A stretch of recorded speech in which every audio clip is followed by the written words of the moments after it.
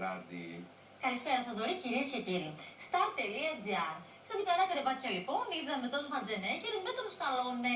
Χτύπησαν, θέλω να σου πω, σε διαφορετικά σημεία όταν έκανε κάποια γυρίσματα. Παρ' όλα αυτά, όμως, βρέθηκαν στο ίδιο νοσοκομείο σε διπλανά δωμάτια. Και για ποιες γλώσσες είπανε αμέσως πως όλα αυτά γίνονται για να προμοτάρουν τη νέα τους ταινία που παίζουν μαζί. Έξυπνοι εκεί στο εξωτερικό. Συνεχίζουμε τώρα στο tlive.gr. Θα δούμε τα πιο μεγάλα, θα έλεγα εγώ, και εντυπωσιακά θέματα σιλικόνης. Έχουν γραφτεί στο βιβλίο Guinness, έσωσαν όμως τη συγκεκριμένη κυρία την οποία βλέπουμε μετά από ένα ατύχημα που είχε με το αυτοκίνητό της. Λειτουργήσαν δηλαδή, Θοδωρή, σαν αερόσακι. Όσοι λοιπόν την βλέπουν και την κατηγορούν. Και για σωσίβιο κάνουν. Σωσίβιο δεν λες τίποτα. Εδώ δεν βουλιάζει με τίποτα. Μονίμως στην επιφάνεια δεν μέσα. βουλιάζει, πολλά βουλιάζει. Όχι.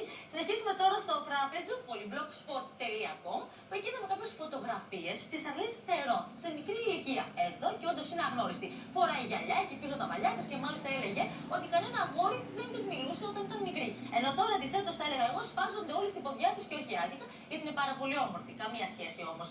Όταν ήταν μικρή, να το ομολογήσουμε. Και συνεχίζουμε τώρα στο layout. Εκεί διαβάσαμε πως ο Άστον Κούτσερ λοιπόν έγινε 33. Είχε τα γενέθλιά του, φυσικά δεν τα γιόρταζε μαζί με την Ντέμι Μουρ, αλλά φρόντισαν όσοι συνεργάζονται μαζί του στη νέα ταινία να του πάνε μια πάρα πολύ ωραία τούρτα με τους συνεργάτες του και να του ευχηθούν να εκατοστήσει τις γυναίκες να πούμε εμείς. Μάλλον να τις χιλιάσει. Μάλιστα, η Ντέμι Μουρ τι λέει. Η Ντέμι Μουρ δυστυχώς είναι σε πολύ άσχημη κατάσταση και δεν νομίζω ότι λέει τίποτα γι' αυτό. Καλό βράδυ, Βαλεντίνη.